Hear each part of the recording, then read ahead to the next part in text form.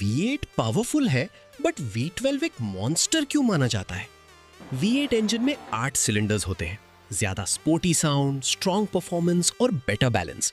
लेकिन V12 12 cylinders, मतलब smoother power, crazy acceleration और लग्जरी सुपरकार फील। इसीलिए V12 इंजन्स का यूज सुपर कार्स और अल्ट्रा लग्जरी कार्स में होता है। अब बताओ, तुम्हारी चॉइस V8 का रॉ साउंड या V12 का मॉन्स्टर पावर?